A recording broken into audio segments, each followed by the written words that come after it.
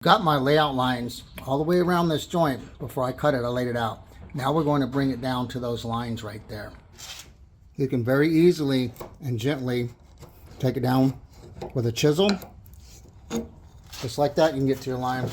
Or I'm fortunate enough to have a Stanley number 71, which is perfect and brilliant for this task.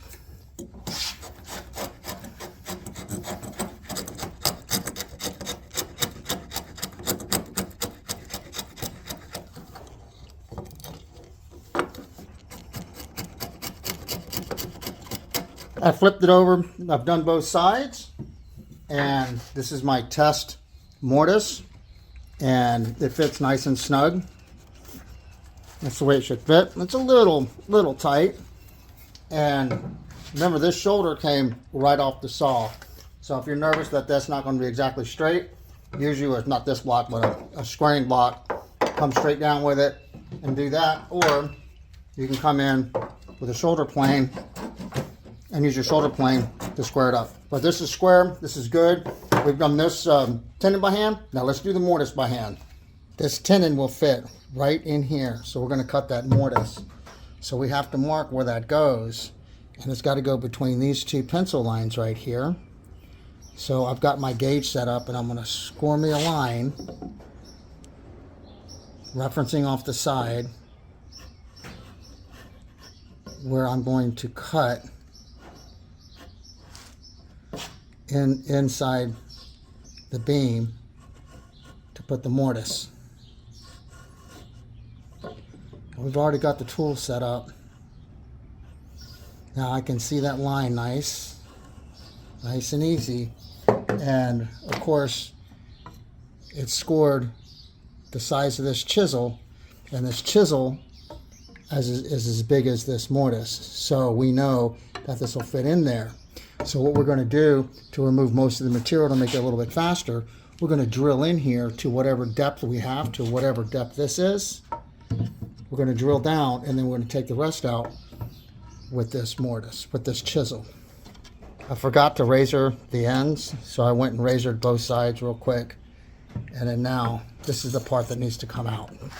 Another great use for this vise is it opens so far that you can clamp long parts in here like this to keep them steady. So we've got this in.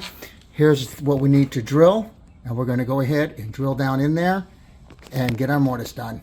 You can use it crazy depth stuff like this. I don't use it because it's kind of a pain to set up, but I'm using it because to show you that they really work well once you get them set up. Or you can just wrap blue tape around your bit, and that's what normally I do. But I'm going to go ahead and start this with my brace, and we'll just put it right in the middle.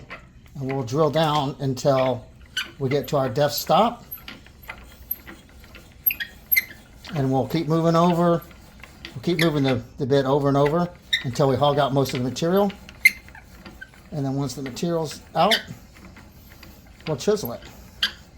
I don't want to scar up the beam, so I'm going to stop just shy. So that's good.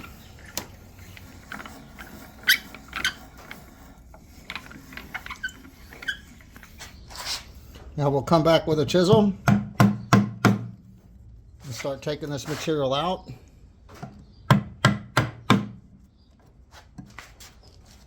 And we'll take it all the way down to depth.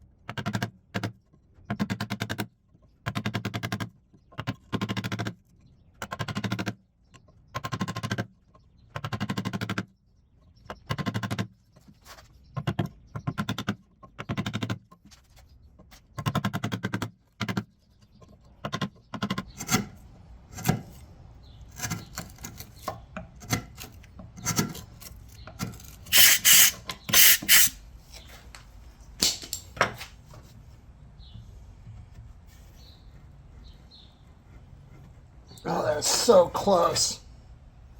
So close. I think the offending area is right here.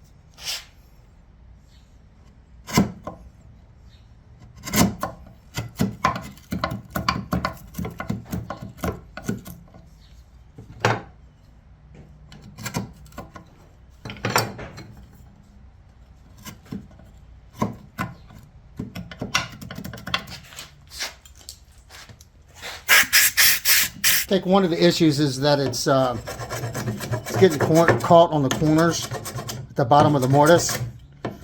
So I'm going to chamfer these corners, and then we'll try it again, do another test fit. Okay, that was the problem. It was getting hung up on something in the corners. Okay, so this one is done, and we're going to cut the other side, the other mortise for the other part. I've got both mortises cut on both the parts. This was the machine one, this was the hand one. This is the brace that goes in between the two. Before I assemble this thing, I've got to come up with a color matching for it, and also need to plane this down and get some of the machine marks off. And I was going to leave these on here, but I'm going to put plane marks on here. These are modern machine marks, especially right here, you can see it. So they wanted a more historical look to match, so I need to distress it, put tool marks on here from traditional tools, and we can assemble. So both sides are done. Now it's dressing up and cleaning and staining and matching. The museum wants these to be colored to match the original pieces. There's modern tool marks on these. I cut them with a table saw. So what I'm going to do is I'm going to come by with period planes, and I'm going to come through and I'm going to plane the boards down, get rid of all the modern marks. And so when I come back and color them, they'll look more to the period. Put all these marks in here on purpose. So we're going to go through and plane this whole thing down, get rid of all the modern marks.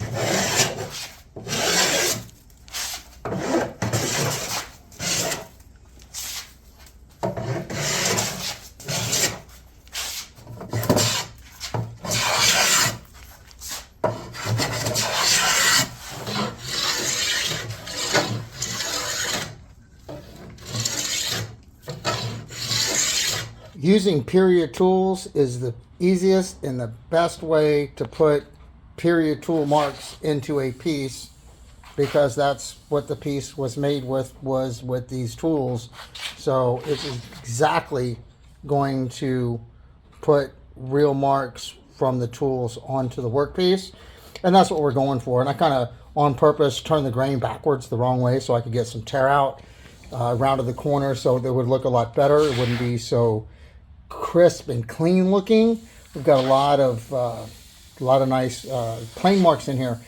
This, if you're not familiar with the way that this works, these are referred to as bench dogs. These are dog holes, and how this works is it clamps that vise in between these two dogs. This is a quick release vise, so all I have to do is hit it real quick and I can pull it and it slides. And it's easy to move your piece in and out between the two bench dogs, and you can clamp for planing. So, I see, there's a plane mark there. That's perfect. I'm going to leave all these plane marks on here. That's a good one. And all this tear out was on purpose. You're supposed to go a certain way on grain, but I backed it up and went backwards on purpose so I would get kind of a rough look. So, All right, this one should be done. I am going to dent it up a little bit to more match this kind of texture. And that would come from use and knocking it around and moving it and taking it apart and stuff. So I'm going to pretend that this piece is this piece. It's going to be properly marked at the museum, so we're not going to try to trick anybody. I have labeled it. They want me to label the repair date on here, the month that I'm doing all this work. And in the description, it's going to have the new parts on there. Anyone that knows about looms will look at this and kind of go, what is that? And then they'll read the description and there you go. So we're going to do the other brace just like this, figure out a color match kind of scenario, and we're going to assemble the sides. Before I start coloring the new brace, I need to mark it. And I'm going to mark the brace according to the original marks that are on the piece. We're going to carve this just like these were carved, you know, 150 years ago or so. So I'm going to carve those marks on the side of the brace. So if this thing's ever taken apart, we know that this mark will go with this mark here. This is a T. I'm going to carve a T, and there's one line here, and then this will line up with that line. And of course, this marries up with the post that comes up, that goes into the same markers on that. So I'm going to go ahead and mark these real quick so we can always keep orientation once it's apart. I know there's a lot of backlighting. It's the way it is. So for orientation, I'm just going to put a T right here, so I know which way to do it. And I'm just going to put me a line on this side, and I'm going to carve that. I stand corrected, not carving.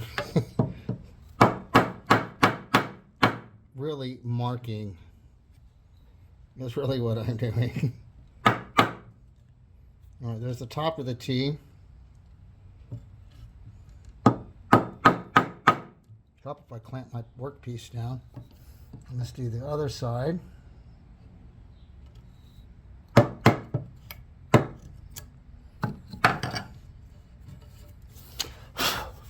There's the T. We know where that goes. And this is just going to be the single line for the other side.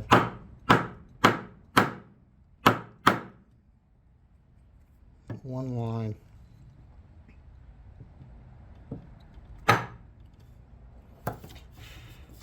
Now we know the orientation of our part. Now we're going to mark the other side.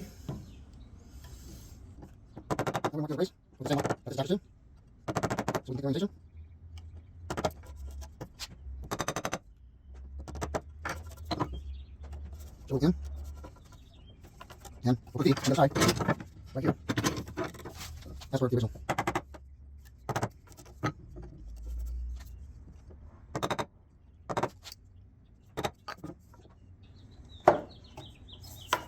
Okay, both sides are marked. Some of these areas are just a little bit too rough. I want to keep that plain mark. But in order to make this look like it's been touched and handled a long time, for many years, I'm using 220 grit, and I'm just barely touching it. And that's going to give it the more worn look, not freshly cut look. And so I'm going to do the whole piece, both braces like that. Looks like the right combination is to put red chestnut down and then let that dry, then come back and streak it with the Jaco bean. So that's what we're going to do. I want to start on a tenon, a little bit more forgiving than doing a brace that's fully visible. So we're going to nice little stain, let this dry, and come back and put Jaco bean on it to color it a little bit different. But this has got to be dry from my testing. So that's how we're going to do this. This is now dry, and I changed the formula a little bit. This works better after it dries up. I'm using the Mohawk, the tone finisher, and then on top of that, I'm coming back with the ebony, and that seems to get the color pretty dang close. I've already done the other side, So I will apply a nice generous coat to this. I'm gonna have to go get some more of this. We'll let that dry. It only takes a minute. Now that's dry, it's gonna come in with my ebony. Very lightly pull streaks through it. And then that should be the final color.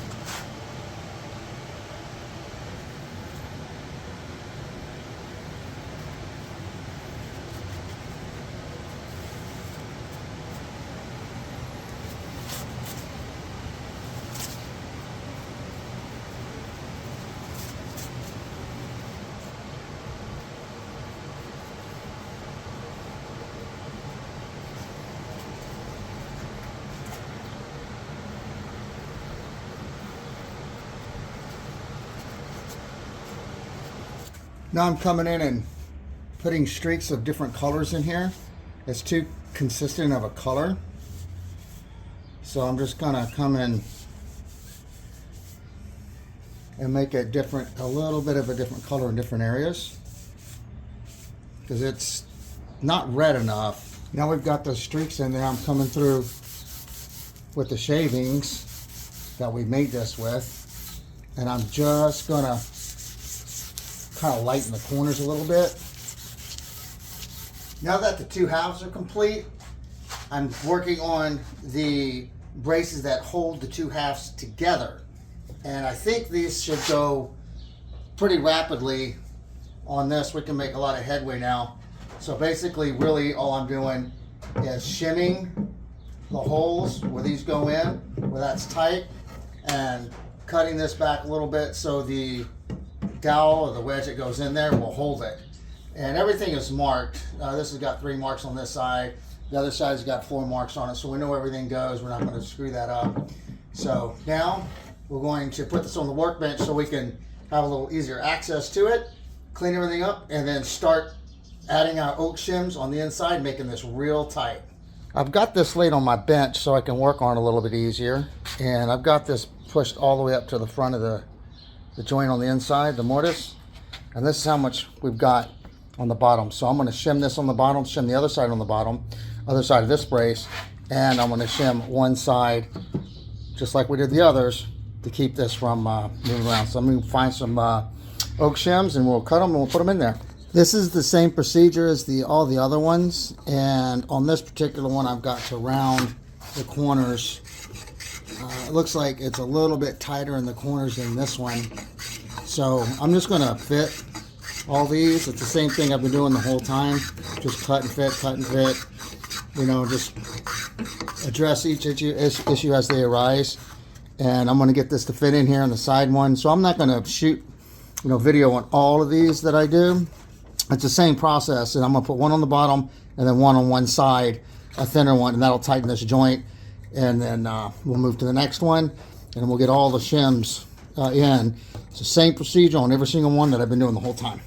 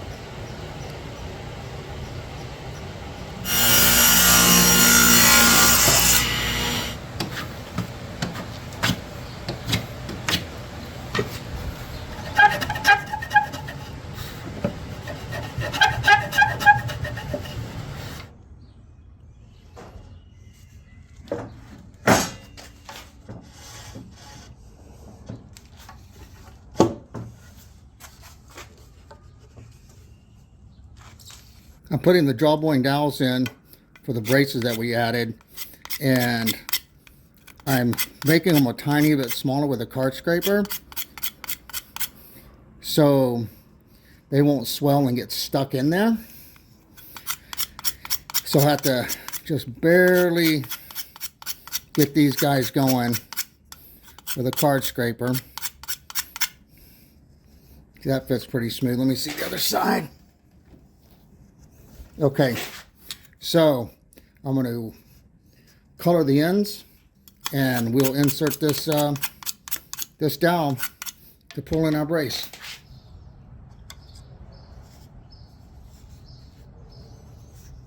Probably all we need.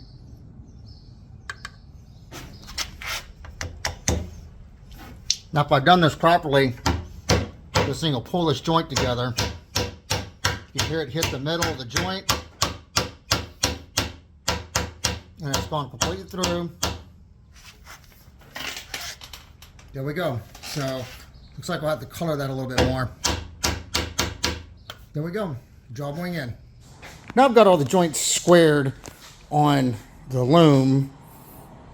I ran into an issue that I didn't even think of until now. When you put it together, it's not square.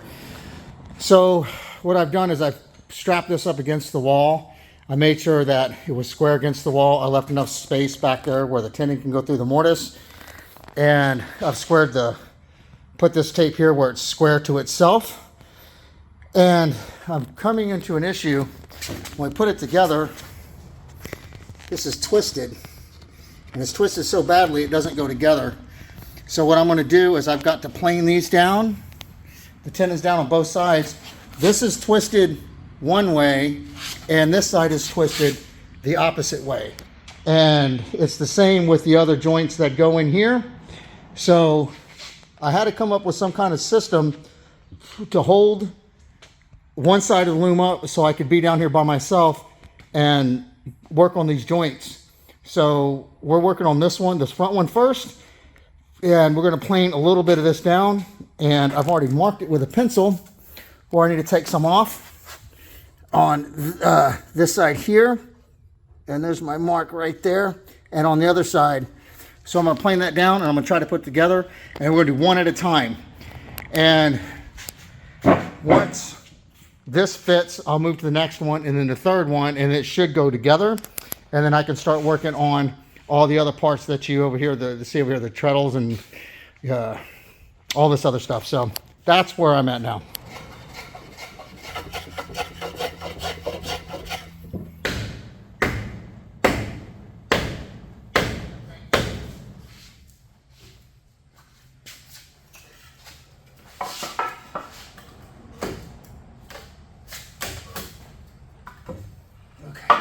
So what we're doing is we're lining up one of these supports at a time, because doing them all three at the same time, say some were twisted, so I need some fine adjustment on them. So we're doing one at a time. This front one fits, we got that back one to fit. Now we're going to see if the front and the back lower one fit together, and then we'll fit the top one.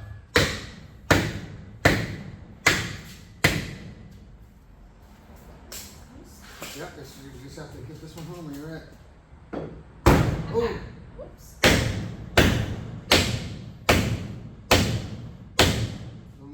This one in? Yeah. Well, look at there. Oh, that's nice. Okay, these two are in.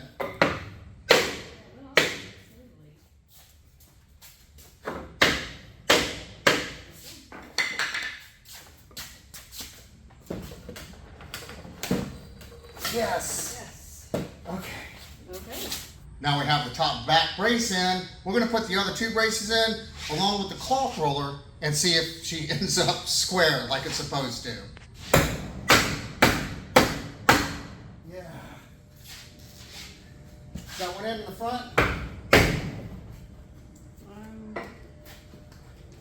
It's just got a tiny probably wiggle, but not much. All right, I think it's in. We got it together, and there's hardly any racking in this. It's really, really good. There's we have to replace two of these wedges. I'm gonna have to cut two more wedges for it because the original ones aren't fitting because the joints are tighter. There's more space in there. We'll fix that. And once this beater goes on here and it start hitting it, it's not going to move the loom. So really nice. It's time to start cleaning the reed, and I was going to use electrolysis to do this. That was my first initial idea, and I got my own meter and I was checking continuity, and you get no continuity between the little each reed in there. They're not connected, so I can't use electrolysis. So what the Loom Master suggested is I use some citric acid, and that's how I'm going to start. I'm going to clean this thing up with citric acid. So this is not going to work. Electrolysis isn't going to work. So what I'm going to do is I'm going to build me a box, screw it together, use some plastic wrap, line the plastic wrap in the box, fill it with water and citric acid. Then I'm going to drop my part in there. Then I'm going to clean it. Then after it's clean, I'll come and brush it, and I'll sand in between each one of these reeds. But while it's soaking, I'm going to work on the actual beater bar while this is soaking. So I'm going to make me a little box so we can soak it in citric acid today. And hopefully by the end of the day, it'll be good enough to clean all the rust.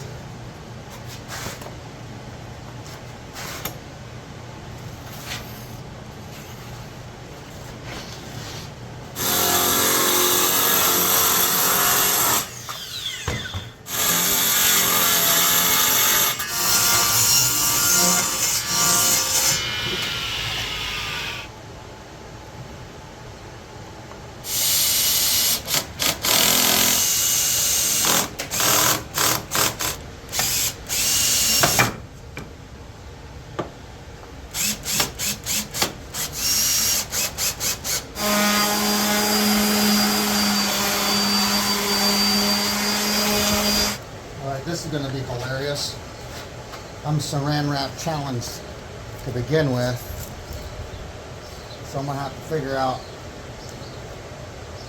how to use this. I can't get it to unwrap. How does anybody do this? I do not know. Okay. All right. Slide and cut. All right, we're gonna have to approach this a different way. I had this thing, level this way and this way, but I have to try something else because this isn't gonna work like this. Okay, attempt number 2.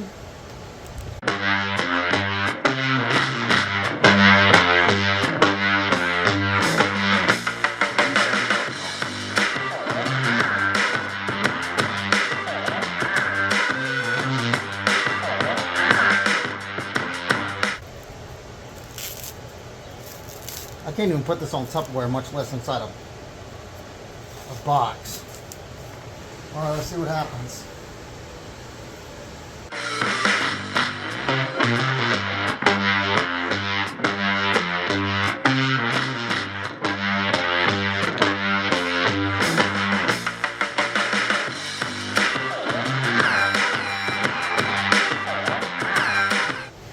The sides of this thing is really super sharp.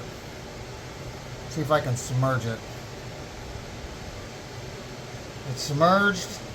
I didn't cut it. It's a little low here. I'm going to have to take that back up. Okay, I think we have success. I don't see any leaks anywhere. So I'm going to add the citric acid and we're going to soak this. If I can get it out without tearing anything. Oh man, that's good. Okay. I contacted the Loom Masters of the universe and they haven't responded yet. It might be too early, so I'm just going to guess on my mixture. Just stir this up. Time on deck is 0910. We'll see what it looks like after an hour. It's been 10 minutes. You can see some silver starting to show, and then just one spot here. I just went back and forth a couple times with a toothbrush, but that silver color is coming through, so I'm guessing that's working. It's pretty rusted down here, but it's slowly getting a more of a metal type of color, so I got to really watch this. I don't want to overdo it. Looking good though.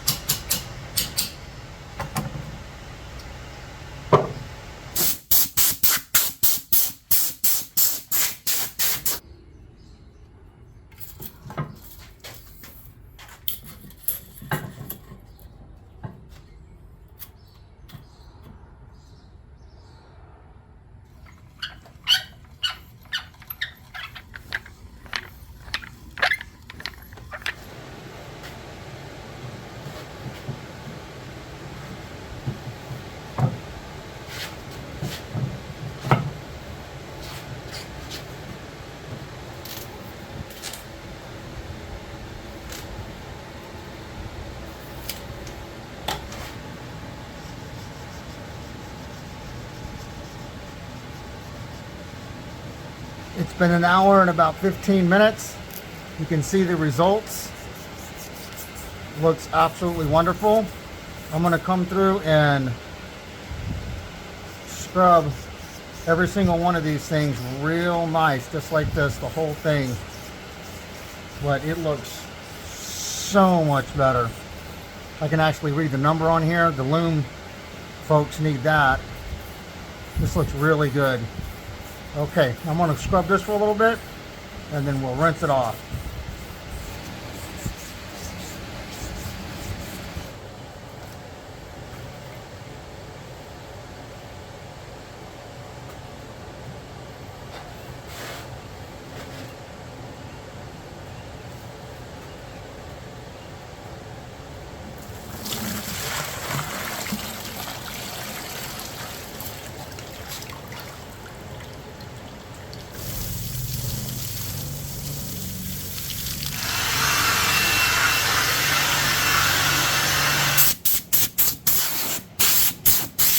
Now, who couldn't see this coming a mile away? Flash rust. Knew that was going to happen, but that's okay. We're going to clean up each individual one of these reeds. We're going to sand in between each one, and then we're going to put wax in each one of them, and we're going to stop that rust.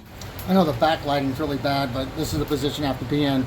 So I made some tools. I made a little wax applicator, and I made a little piece of veneer and sticky glued 2 pieces of sandpaper on it, and what I have to do is come in here on each individual one of these, sand it,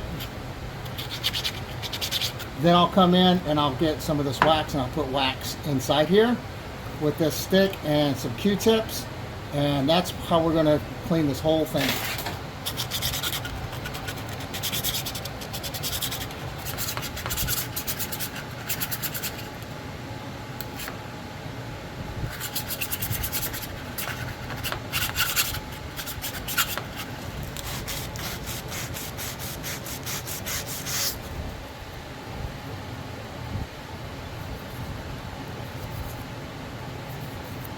So I ran into a challenge with the beater bar, and currently my pretend warp is in the middle where the reed should be.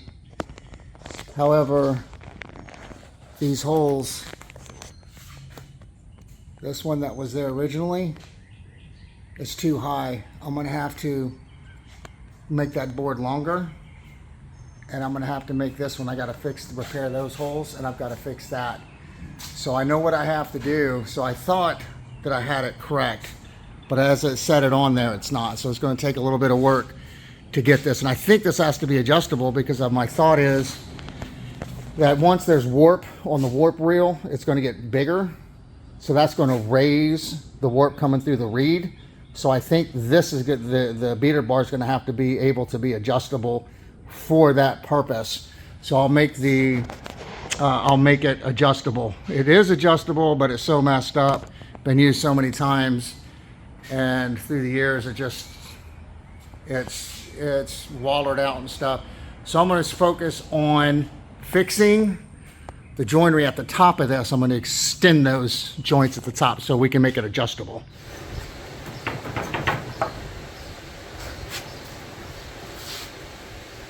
I'm not really sure why this was cut back so far, but I think what we have to do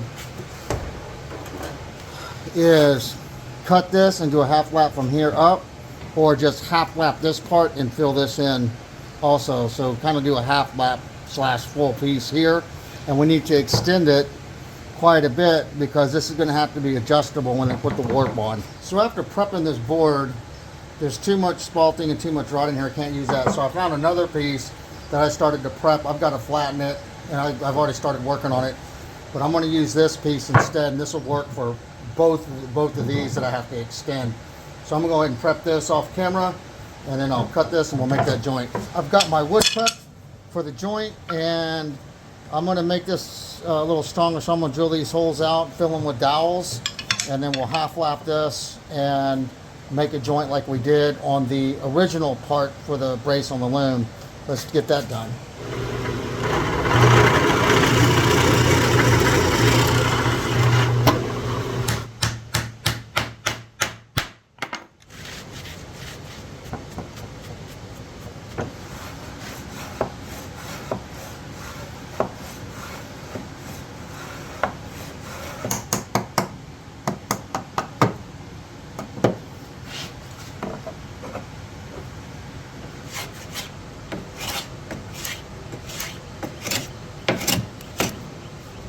now we have everything smooth, we can put our piece in, but it's going to go like that. A piece is going to fit in on this side because the original is kind of chipped out right here. So when we do a half lap, I'll cut this off and down. So I've got to measure this piece here, cut it, glue it, wait a couple hours, and then finish out the joint.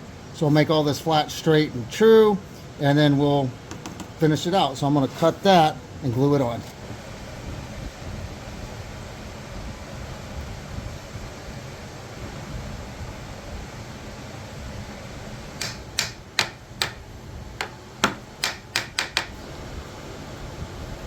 I went ahead and put another clamp on it and clean the glue squeeze out.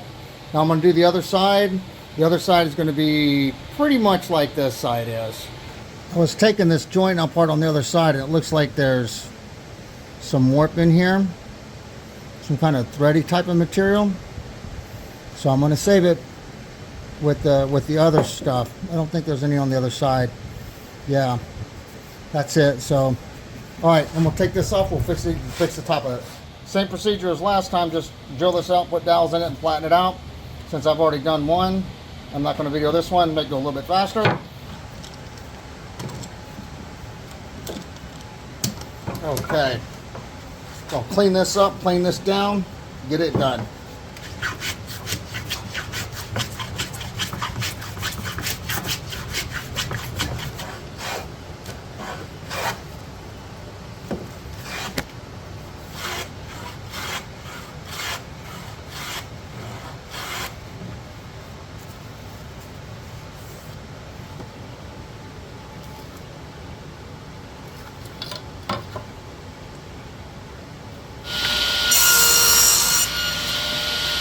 So this hangs to the bottom of this hole, right? And that puts it about right there on this one. So I'm gonna have to make this joint, probably come down this far on this one and past this a little bit. So like right here.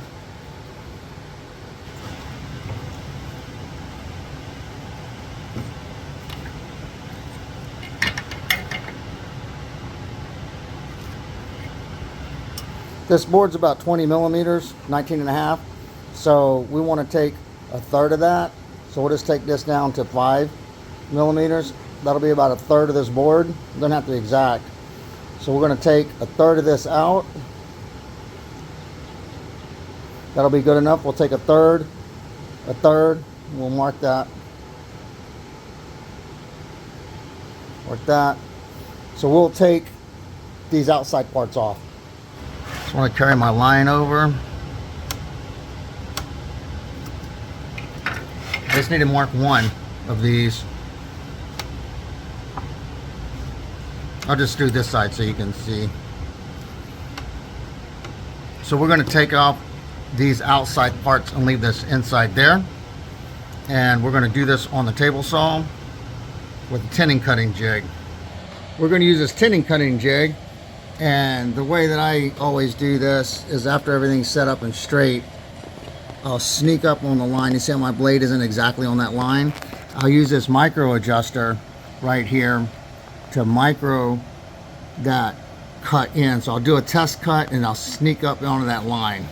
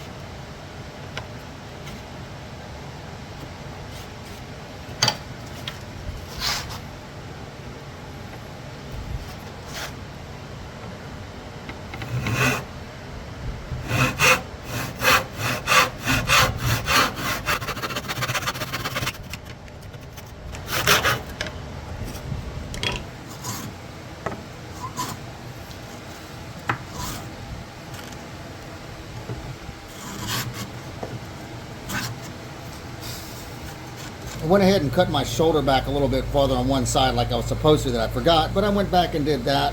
Got all my little boards cut to fill in the space. That's going to be our patch, and now we can glue this up.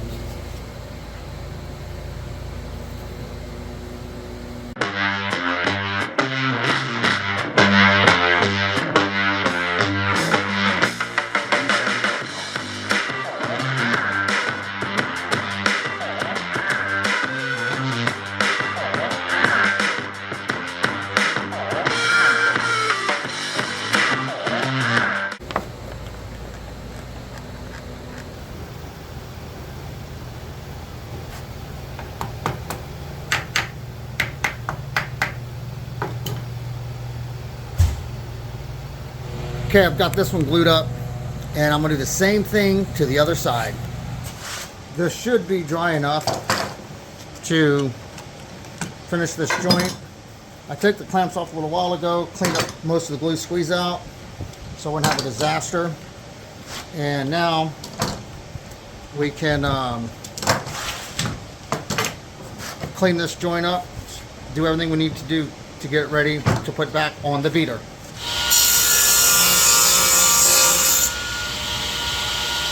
Since I have so much material to take off here, I'm going to start with my modified Lowe's number 4 plane that I made into a scrub plane. I take a lot of this stuff off like that, and then now I can finesse it with my Swan regular number 4.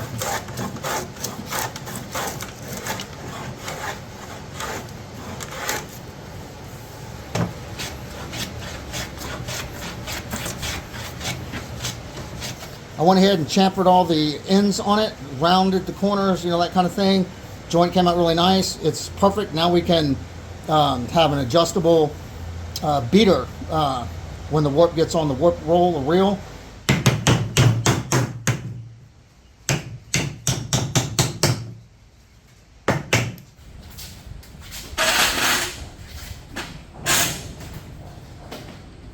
Attempt number 2, maybe we'll be successful. Those are the new joints up there to hang the beater.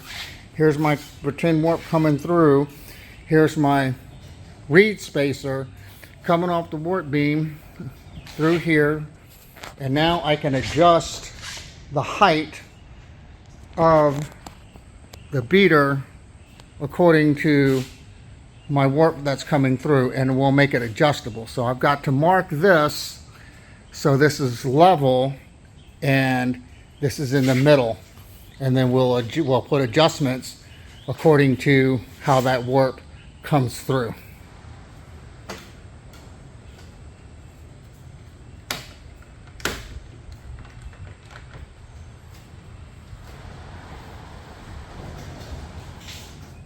Okay, excellent. At the lowest level, the warp is just going the last round on this. It's through the middle of the reed, and we'll put a mark here on the top of the beater where to drill these holes. Just going to put a little pencil mark. That'll be the bottom of the hole for the lowest setting, and we'll do the same with this side. That's the bottom of the hole on the first setting. Now we're going to pretend we have more warp and raise our warp up to change where it comes through on the reed. Now to raise my warp, like there's going to be a bigger roll here, I will pretend there's a bigger roll here, and that raises this up a little bit. Let's see what that does. Doesn't look like that changed the dynamics a little bit, so I'm going to go a little bit heavier with a bigger warp roll in the back. Now we've got a larger warp roll. We come off like this, and it looks like that changes it quite a bit up front there. Now that I've increased the size of our warp roll, it's moved our warp higher up on the beater.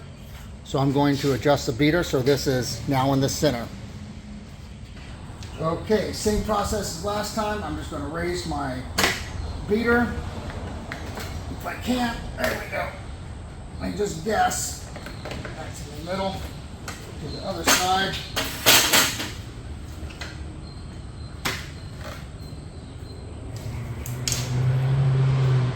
Okay, that's in the middle. 28 and a half.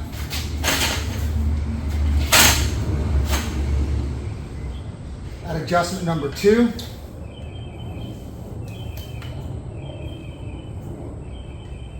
Okay, 38 and a half. Okay, now we're going to make our warp roll bigger.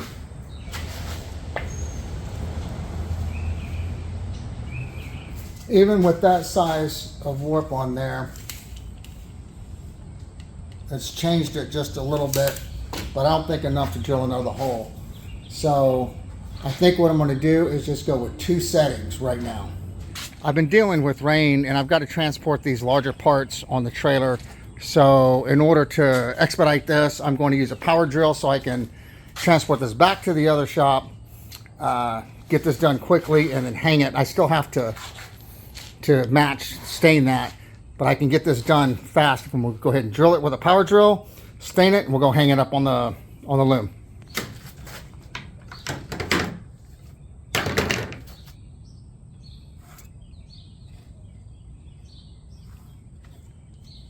So I'm figuring I need 2 holes, and I don't want them on top of each other. So I'm figuring if I come in, the bottom of my bit needs to be where that line is, the bottom of the hole. So if I come in, I guess 3/4 of an inch. Let me see what that looks like.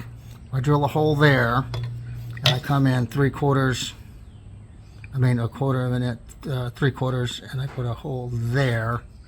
My holes are that far separate. If I come in 1 inch, put the bottom of my hole where it needs to be at 1 inch. I'll come in 1 inch here.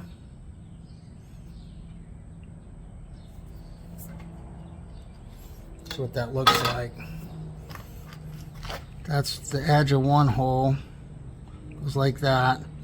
And this one, that's the edge of another hole. So I don't want the material to break out between here, but we have to have two holes. So I'm going to drill these here. I think I'm going to use a Forstner bit because it's easier to control when you go through the other side.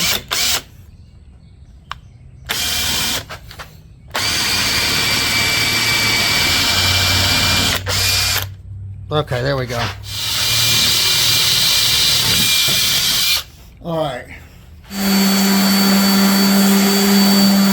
Had to go back and look at my notes from the previous video that I shot. I couldn't remember the little magic formula, if you will, for the color. So I went and found that out. I've got both sides with the first stage. We'll let this dry and we will do the second stage. Now I'm going to come back with some Mohawk toner. I know the lighting's bad. Got to turn the fan on to get some circulation in here. So now, kind of streak it up with some ebony. Kind of give it that little deeper, darker color. There we go. That looks 1,000 times better. I'm gonna go ahead and do the other side, and we can go hang it on the loom, and this should be finished. We've got the loom down here at the museum. We're ready to return it, and we're gonna set it up. It's not ready to be used because I didn't, like we talked about, I hadn't set the reed up yet.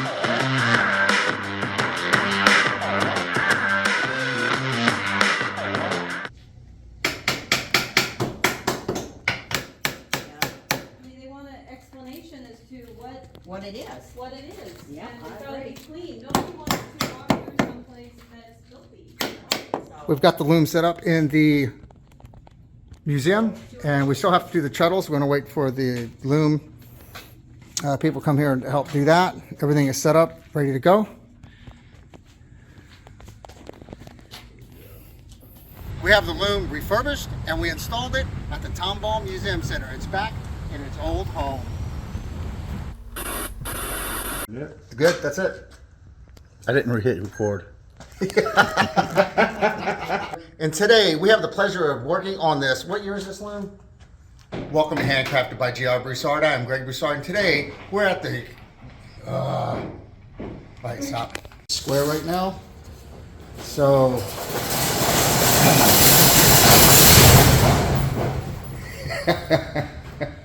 you got to pull it all the way up. Okay, well, there we go. Yesterday I made these large squares.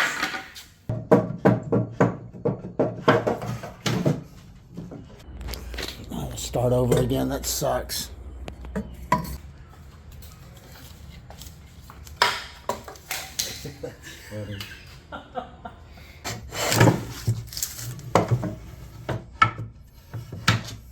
So the beater is not going to pull this thing apart. There we go. That was the best one right there. We have it all together. We have all the joint. We have all the wedges. The two sides lined up just wonderful. The two sides just wonderful. The two sides. Oh, man. This board is about 20 millimeters. Can I do it better from the other side?